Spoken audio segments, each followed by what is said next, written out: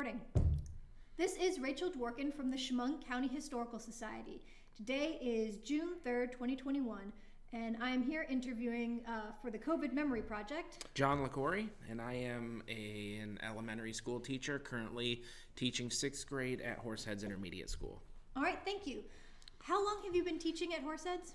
So this will be my third year, finishing up my third year, and then I've been teaching for 7 years in total. So the pandemic hit starting in March. How did that affect things at your school? Well, it was interesting because we knew that the pandemic was spreading because it started out on the West Coast. And then we were following it because we were wondering if, we were going to have to shut down. And this was probably in February. And then eventually it made its way to New York. And so we knew it was getting closer. And then we were wondering if we were going to shut down. And so what happened was it was mid-March and we went home. And then over the weekend we got an email from the superintendent that said he was going to move to remote learning. And so we did. And it was a split-second decision. And so we had to, we had to figure out how we were going to do this in a pinch. And so that was, it was messy, but we did with it what we could.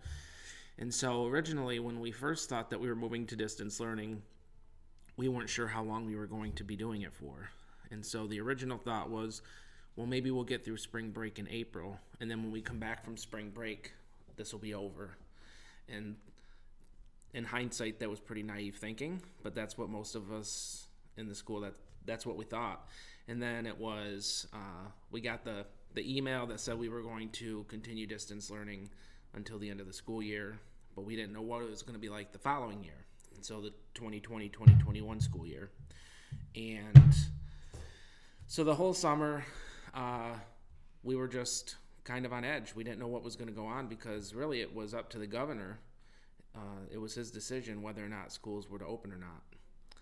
And so at that time over the summer, I know a lot of teachers, myself, who I really can only speak for, spent the summer just gearing up and assuming that we were going to do distance learning because we already were more prepared for a traditional learning model.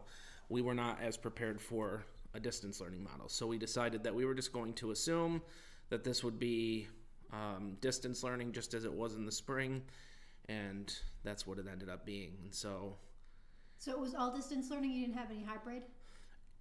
Well, okay, so yes and no. So basically what happened was distance learning started in March of 2020 through June of 2020. That was all remote. We didn't have an online learning platform, so some of the schools in Horseheads used Microsoft Teams. Others, like the intermediate school where I worked, we used Google Classroom. And that was and it was all asynchronous. So we never, for the most part, we never really met with students live. We would have check-ins. We would have like Zoom meetings with our class where we would just, kind of do some social, emotional, how are you holding up? What's new, what's going on, but there was not any real instruction that was synchronous. So what was the instruction platform? Like, was it just through the Google Classroom? How did At the intermediate school, that's what it was. All of the teachers used Google Classroom. So what we would do is we would use, it's called Google Apps for Education, and there were a ton of them. So like Google Docs is similar to Microsoft Word, Google Sheets, Microsoft Excel. So it's like Google's version of all the Microsoft programs. So that's what we would do. So we would have worksheets or texts that would go into Microsoft Documents, Google Docs, excuse me. So the kids would have to access the Google Docs, fill it out. Sometimes if we were doing like a test or a quiz, we would fill out Google Forms. So they would have to take the Google Forms test. And that's how we did everything, and then they would submit it on Google Classroom, and that's how we would grade it. So would you be recording lessons? How would the lesson portion of it work? Yep, we recorded lessons. Okay. So it was all asynchronous. So what we would do is we would use different online recording apps. Like I used, it was called Screencastify. And normally those things cost money, but in the pandemic, most of these businesses like Screencastify, they gave complimentary access to all of their premium content to teachers and schools. Oh, wow. Through the end of the pandemic, or at least through the end of the school year. And so we got to use it for free. So I would Screencastify, and how that would work is you could do it different ways, but what I would do is I would record my computer screen. So everything that I was doing on my computer was being recorded, but it would also record my voice. So I could speak and narrate what I was doing and what I was teaching, and then the kids would watch the video, and then they would complete the activity. And then, like I said, we would do Zoom meetings where, we would, and teachers did it their own way. Every teacher did it differently. There was no one set way of instructing and meeting with your class. So it was really, through nobody's fault, it was really just kind of, we were thrown into the wolves. Like, as a teacher, here's what the expectation is. How you go about getting there is totally up to you. So yeah, it was difficult. And then so that was completely remote from March until June. And then, of course, over the summer, the district bought a learning platform called It's Learning. And so that way it mainstreamed, and now the entire district, because like I said, some districts, like a lot of the elementary and high schools, they were using Microsoft Teams, which means they were using Microsoft apps like Microsoft Word and all of that. Where the intermediate and middle school, we were using Google Classroom and Google apps. And as a side note, the reason it worked out that way is because in the intermediate and middle school, we had always used Google Classroom, except it was more of a luxury for us. It was a way where kids could access things when they were at home, so like homework and different things like that. And so when we were moved to remote learning in March, and we had to decide how we were going to teach, a lot of the teachers spoke up and said, well, we would like to use we'd like to use Google Classroom because we've always used that. That's what the kids are familiar with, because here was the other thing. The kids had to, from home, learn how to use these online platforms. So like the elementary schools, the K-4 schools, they had to learn how to use Microsoft Teams, and the high school students as well. But the students in the intermediate and middle school had already been using Google Classroom.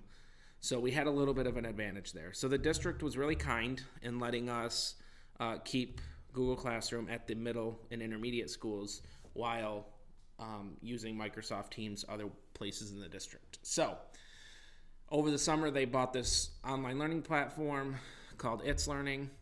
And what's really nice about It's Learning is it syncs work from Microsoft and Google.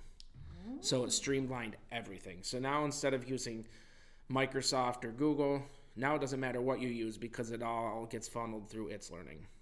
And so it just kind of streamlined everything. And so when we started in September, we did start hybrid. And then the numbers went up. There was I can't remember if it happened in August or September, but one of the churches in Horseheads had a cluster. Right. I can't remember what the church was called. Was the Lighthouse Baptist Church? Yes, Lighthouse Baptist Church. So Lighthouse Baptist Church had, they had a get-together that was not allowed, but they did it. And so basically the numbers in Chemung County of COVID positive cases started to skyrocket. And so by the time we got into like the third week of September, the numbers were just too high. So Horseheads went to distance learning again, 100%. So I believe that started the first week of October was when we went to complete distance learning. And so from the first week of October through the end of winter break, which is the first week of January, we were fully remote.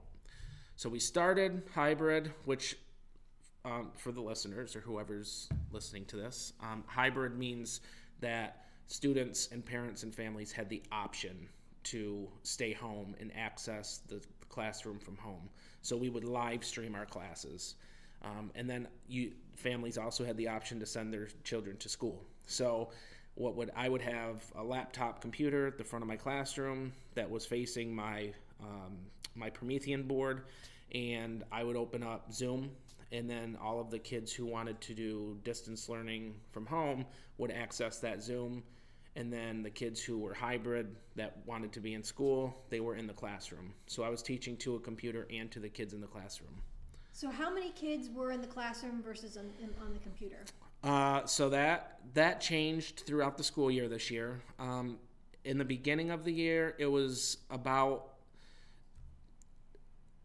was a third and a third and a third. And what I mean by that is we had cohorts. So cohort A kids would come on Monday, Tuesday. Wednesday would be a fully remote day where kids would access, we called it an SEL, whole class meeting in the morning, and then they would do a school-wide event and then continue to work on stuff at home. And then on Thursday, Friday was cohort B. And so I had about, at the beginning of the year, I had 9 cohort A kids, and then I had 7 remote students, and then I had 6 cohort B. So the kids who are in cohort A are attending Monday, Tuesday. Then they all learn from home on Wednesday. And then the kids who are in cohort A are learning from home, following you online, while cohort B is in class on Thursday, Friday. Correct. So if it was a Monday, I would have 9 kids in my class, and then I would have all of my cohort B and all of my fully remote kids in the Zoom meeting. And then on Thursday, Friday, I would have the 6 kids that were cohort B in the classroom, and then my 9 cohort A kids and my fully remote kids, which I believe I had 7 of, were all online. Okay. And so that's how it started the first few weeks of school until we went fully remote. And then when we came back from winter break, it was the same for a few weeks. And as numbers started to go down, and people started to get vaccinated, they started to, the district began offering the option for any fully remote student to come back to hybrid. And so by the end of there's still 3 weeks of school left, but by the end of April, I was down to 4 fully remote kids. And then they combined cohorts. They went to a 4-day cycle. So my cohort A and my cohort B were combined. And so I had I believe 16 or 17 students that were in the classroom at the same time, and then 4 of them were fully remote. And so that's what it is now. Okay. So how effective do you feel that you were as a teacher, online, hybrid? Like, do you feel that the kids were actually learning stuff? Well, I mean, I guess that's 2 different questions, because how effective I am and are the kids learning, I can only do so much, and so it's really whatever the kids and the families at home, what work they put in. So I'll talk about how effective I was. Do I feel like I was effective? I was as effective as possible. Nothing replaces traditional learning where the kids are in the classroom. And so there's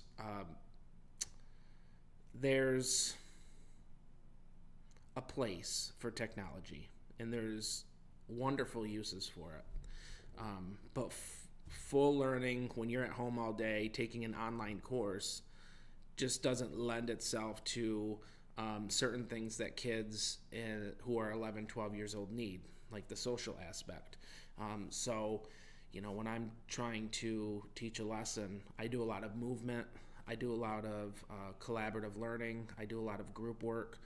And it's difficult to do group work when you have 6 or 7 kids that are online, and then you have a bunch of kids that are in the classroom. even worse when I had 16 or 17 kids in the classroom and only 4 online, which is how it is right now, because how do you involve 4 kids that are online? They're on the same computer and they're all in one Zoom. And so how do you effectively do group work between kids that are online and kids in the classroom? So it took a lot of creative thinking. It took a lot of outside the box thinking. But I don't believe, and this is my personal opinion as an educator, I don't believe that it's as effective as if all the kids were in the classroom together. I'm big on classroom community. That's important to me. So it's hard to build a community when you have kids who have been fully remote all year and they haven't met any of the kids that are in the classroom other than seeing their face on Zoom. There's vulnerability that doesn't happen when you're talking to someone online. When you meet them in person and you're around them, there's vulnerability there that happens, and the walls break down, and kids get to know each other and they build their own community and friendships. And it's just really difficult for that to happen when some kids are online, some kids are in the classroom. So I will say I was surprised because the big talk, not just among teachers in Horseheads, but teachers all over the country, was the COVID slide, they called it. With all of these kids learning asynchronously from March to June of 2020, now we're doing distance learning for the entire 2020-21 school year. It was, are these kids regressing? Are they being challenged enough to maintain the level of education that was happening pre-pandemic? And our big worry was that the kids were not getting what they needed, not only socially, but academically as well. Because just like even with sports, you need a coach. You need a coach there to guide you and to mentor you. And it's difficult for many reasons to mentor or to tutor or to help with misconceptions about what you're learning. And so there was a big worry that the kids were going to regress. And I think what we saw was that didn't happen as much as we thought it was going to.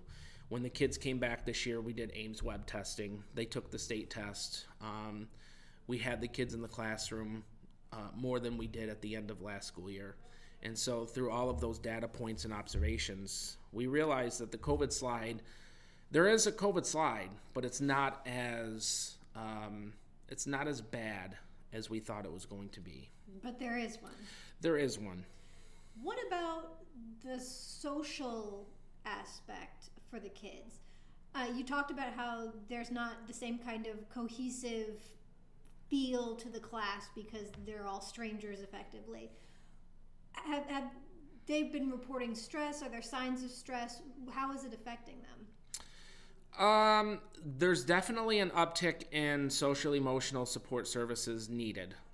And so students who speak to the social worker or the psychologist at school. I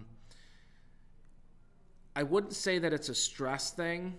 I would say that it's a kids don't know how to interact with each other thing. And so just as an example, I had my cohort A's and my cohort B's, and they built their own communities with the kids, the other cohort A's. So these 9 cohort A students became really good friends, and the cohort B kids became really good friends. And then we had to integrate them back, I think in March.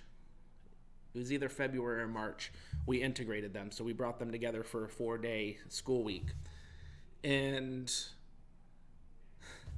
when they first came together, you had the cohort A's sit on one side, the cohort B's on the other side. And not because I told them to sit there. That's just they naturally wanted to sit with the people that they knew. They wanted to work with the people that they knew and were friends with.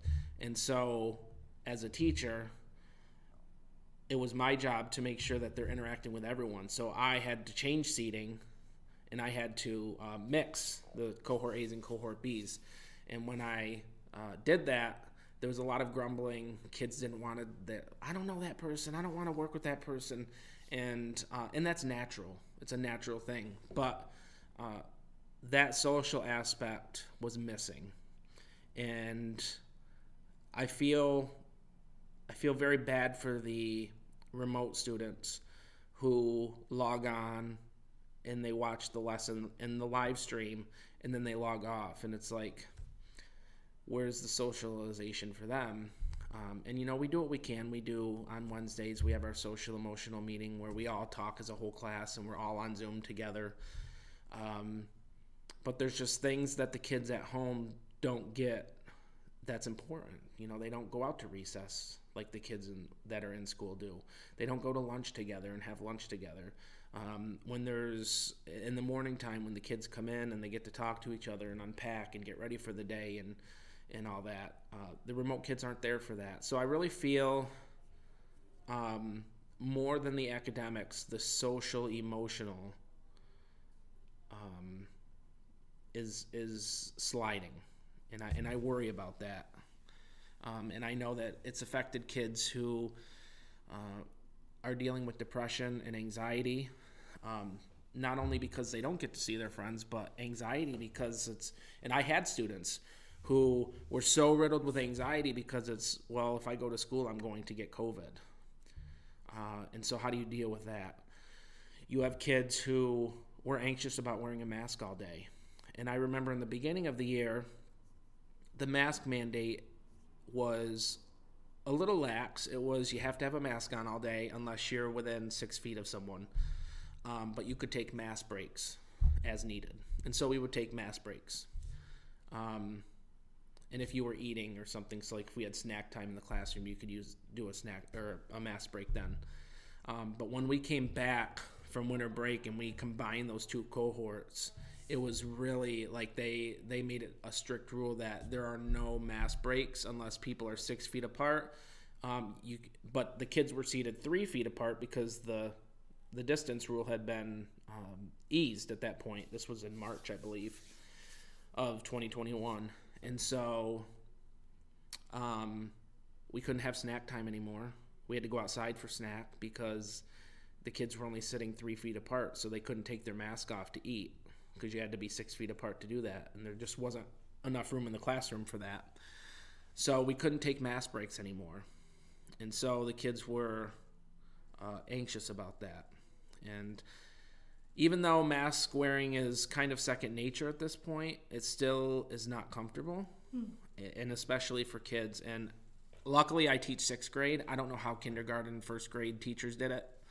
I guess you can find out next year. Yeah, I guess so. But yeah, at least, the 6th graders, 5th and 6th grade, they are cognizant enough to understand why the rule is in place, where, younger kids, they might not understand why they have to wear a mask, and so that would be difficult. But yeah, so I worry about the social emotional health of the students, well, of everybody, but especially the students during this pandemic, because I think that's been really bad.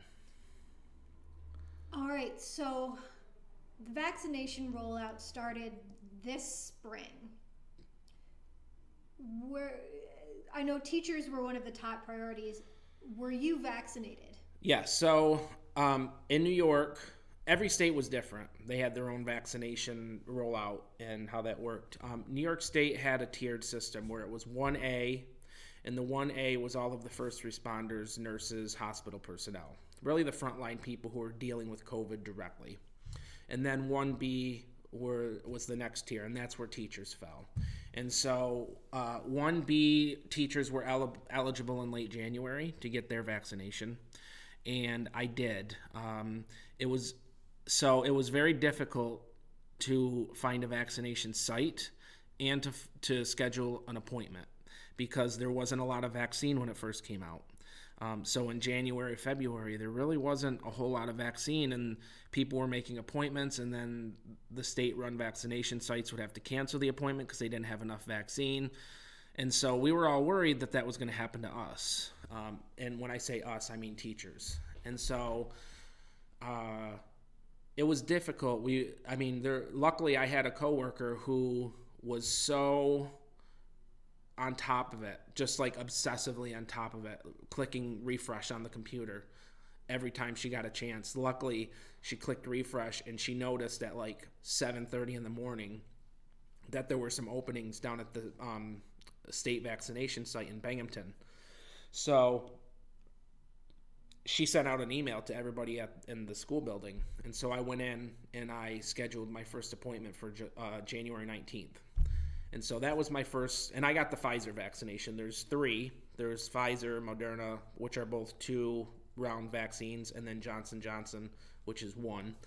I got the Pfizer because that's what Binghamton State Vaccination Site was giving everyone. So yeah, January 19th, and then when you were down there, you automatically were registered for your second dose, and that was February 9th, I think.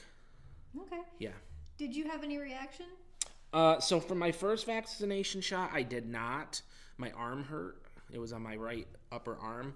And so that was sore for a couple of days, but other than that, it was fine. But the second dose, I was down and out the next day. A lot of fatigue, headache, body aches, and I just felt like I had the flu. And then it was gone the following day.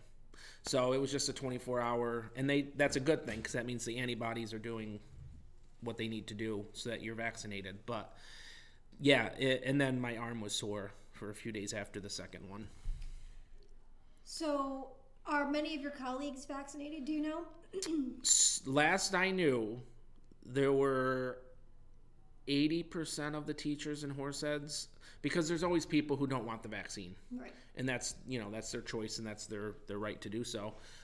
But 80% of the, and I could be wrong with that statistic, but I know it's over 75% of the teachers and staff in Horseheads District are vaccinated. So they recently opened it up for kids over 12. You're in 6th grade, which means they're 11 and 12, right? Yep. I've had a couple of kids who just turned 12, and that was the first thing their parents did was take them to get the vaccine. Yeah. So, and how do the kids feel about the vaccine? Have you spoken with them about it? I haven't spoken with them about it directly, other than, they would come in and say, oh, I got the vaccine. And then I would say, oh, how did it feel? It was fine. And then other kids that weren't 12 would say, oh, I can't get the vaccine yet. I'm not 12. But when I turn 12, I'm going to get it. So, there was informal conversations, but nothing formal, nothing in depth.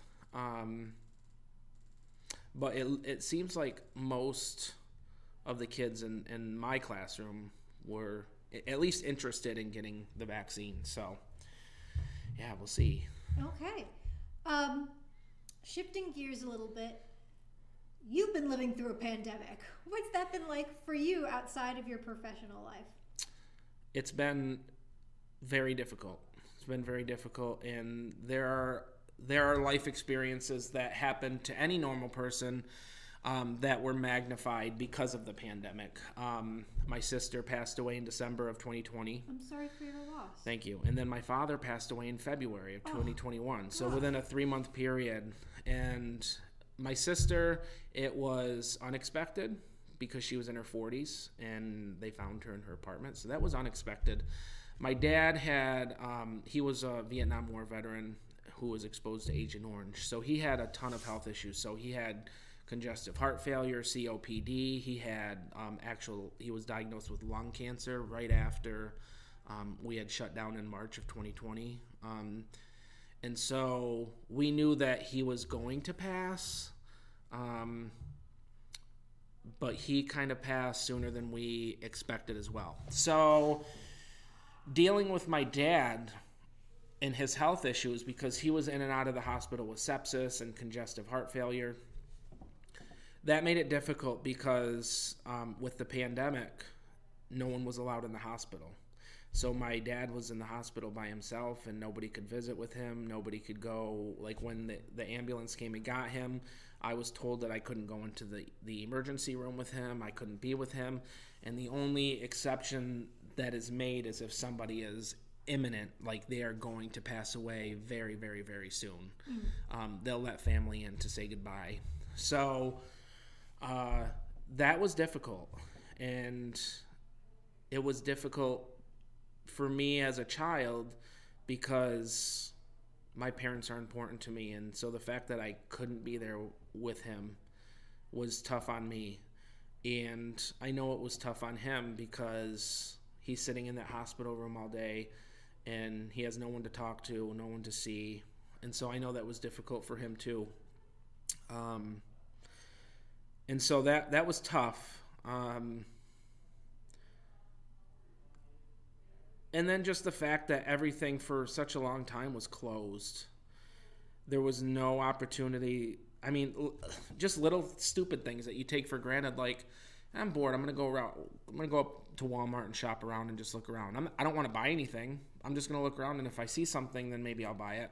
Couldn't do that anymore because it was a pandemic. You didn't want to go anywhere unless it was absolutely necessary. And Walmart, which had always been 24 hours, was now not 24 hours, so you couldn't go at nighttime, and only certain amounts of people were allowed in a store at a time. So you really didn't want to go somewhere unless you absolutely had to. Not only because you wanted to avoid getting COVID, but because you didn't want to take up that valuable space, and that if someone needed something but they couldn't go in because you were in there. So it was just cabin fever, a lot of sitting in the house. And as a teacher, I do the asynchronous learning, so I'm at a computer grading and making videos and talking to students when I can. But other than that, it was just sit in the house. Go outside and take a walk around the neighborhood if you want, but couldn't go to any stores, couldn't go to any theme parks. I like to go to concerts during the summer and different festivals. They were all canceled for the summer. So it was unique in that aspect, and it was not unique in a good way. Do you live alone? So no, I live with my parents. I lived in Florida, and I actually moved back to Elmira because they both have health issues. So I moved back to Elmira to take care of them. Because I was teaching in Florida, and I had my own house down there and everything.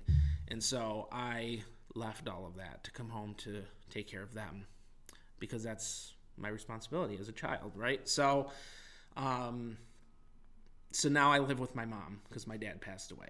So mom lives with me, and I take care of her. And I'm actually, right now, I'm on Family Medical Leave Act through the end of the school year because she has her own health issues. So I'm taking her to doctor's appointments in Syracuse and Rochester and so on and so forth. And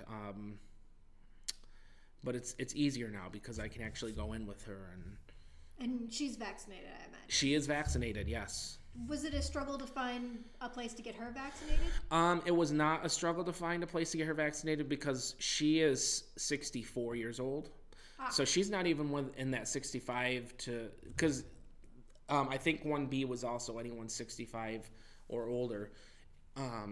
She wasn't even in that category, so she had to wait.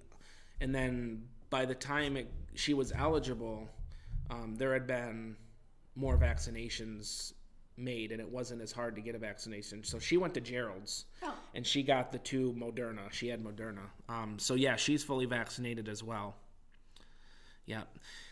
And if you want, I can tell you about my experience with summer cohesion during the pandemic. Yeah, go for it. So can you tell us a little bit about what summer cohesion is and then transition into how it... Of course. So summer cohesion is a summer recreation program, and it's for kids ages 4 to 12, any kid in Chemung County. And usually what they do is they have different sites around the county. And the sites are, for the most part, at schools.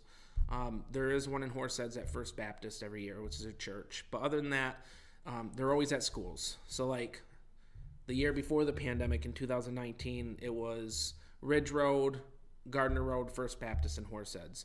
And then Cohen in the Heights Elementary School. And then in Elmira, it was, I believe, Divin, Hendy, and I think there was, Parley Coburn. So those were the sites. And so basically parents are responsible for their own transportation, but the kids are dropped off at whatever site they sign up for. And then throughout the month of July and August, they participate in this recreation program. And it's just a day program. So they come at 8 in the morning, leave at 2:30. And it's through the Chemung County Youth Bureau. And they set up all these programs. So it's taking them swimming at Harris Hill, or taking them to the museum. We usually get some too. This museum, yep. And I can't think of and I don't know why this is not in my mind right now.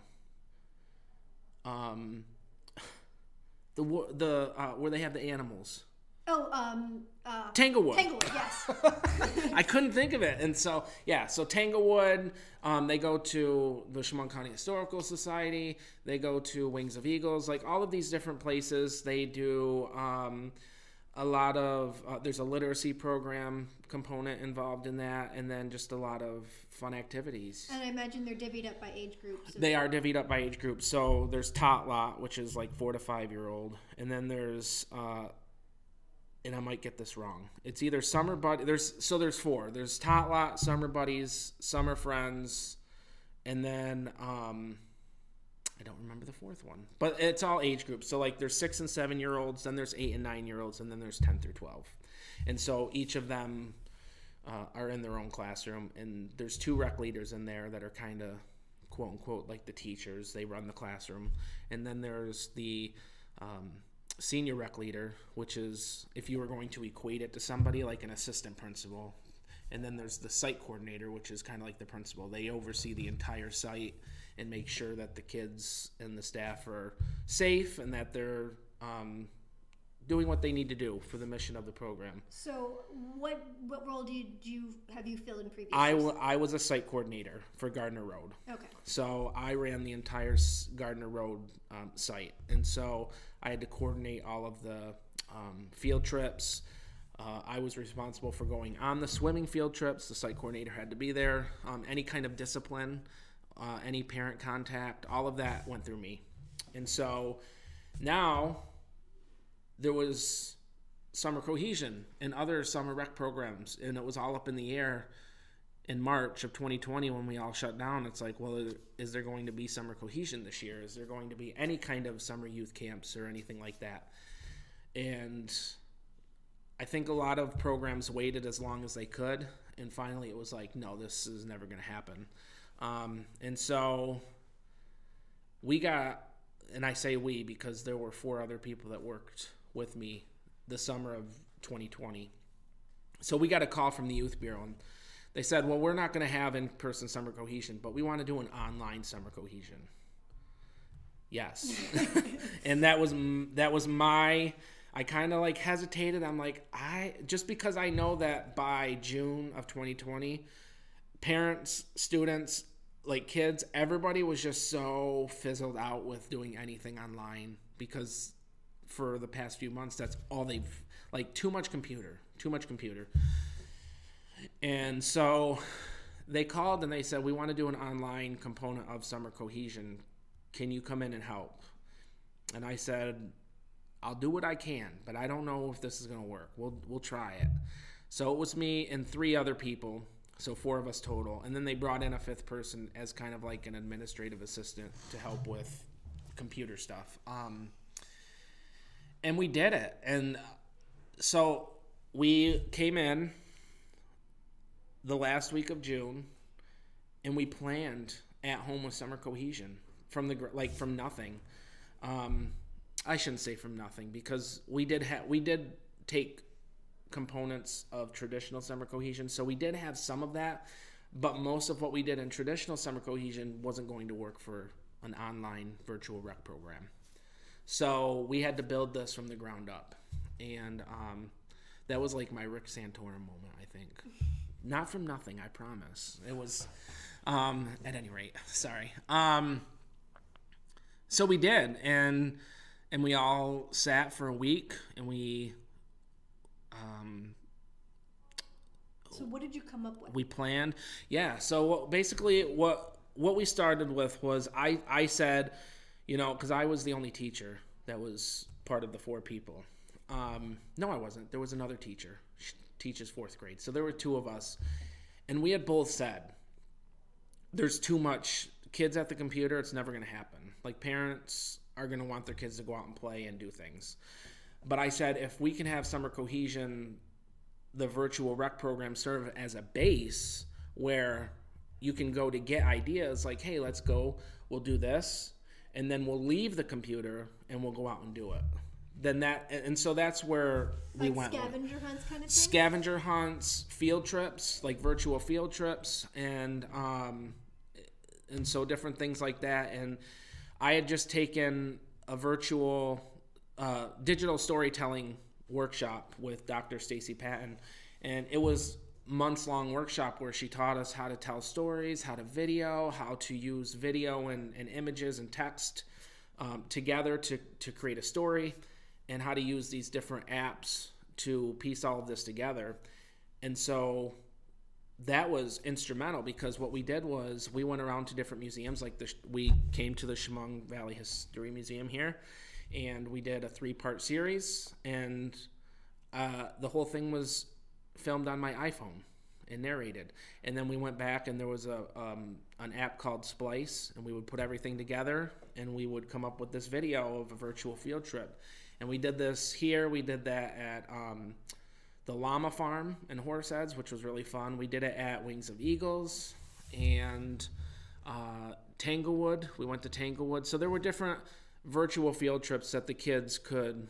And then we encouraged them, like Tanglewood, the trails were open. Like, the actual building was closed, but the trails were open. So go up and do a scavenger hunt. You know, go up to Tanglewood, take this scavenger hunt with you, try to find some things, take a picture of it, submit the picture of you doing the scavenger hunt, and you get points. And whoever has the most points at the end of the program, the top 3 earners won prizes, like a new bike, stuff like that. So how many kids did you get participating in this virtual Summer Cohesion? We had traditionally we have about 700 kids, countywide. And for our first shot ever at home with Summer Cohesion, we had 200 kids. So it was a pretty decent. And so at home with Summer Cohesion actually just won the New York State Program of Merit Award. Oh, wow, nice. And it's going to the national level for award. And what will that net you / your colleagues? Bragging rights. Right. Okay, so you just be like, I participated and created this awesome program. Well, and it really serves as a testament, like if we ever have to do that in the future, we want more than 200 kids. And so if we can let these kids and families know that, this isn't just a program where the kids are going to sit in front of a computer all day. Like, they're going to go to the computer to get ideas, but then we want you to leave the computer and we want you to go outside and do things together as a family. And so we were able to do this successfully. And so we want you to be a part of it now. So 2021, are they doing Summer Cohesion in person, online? I don't believe we're doing an online version this year. They are doing in person. However, the numbers are going to be smaller. So I think they're going to allow 75 or 80 students, and usually it's like 125 for each site. So not as many students as allowed this year. And obviously physical distance. I say physical distance, not social distance, because I feel like when you say social distance, it means don't talk to me. Don't be social. We want you to be social, just be 6 feet apart. So we're physically distanced, and masks will be required. So you'll be participating in that this year as well? Correct. I'll be a site coordinator. I just don't know where yet. Okay. So, and this year there will be sites at Gardner Road, or no, Ridge Road, First Baptist. So there's only 2 Horsehead sites this year, and then Cohen in the Heights, and then in Elmira it's going to be Parley, Coburn, Riverside, and Hendy. So yeah. Okay. Yeah. Is there anything else you would like to add about your COVID experience? I'll have to think about it, because I don't know. I mean, it's been quite a year, and it feels like the pandemic has been a lifetime, but at the same time, it also feels like it just happened yesterday. It's weird.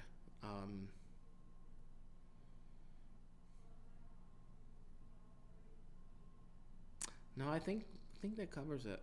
Alrighty. Well, thank you very much for speaking with me. Welcome.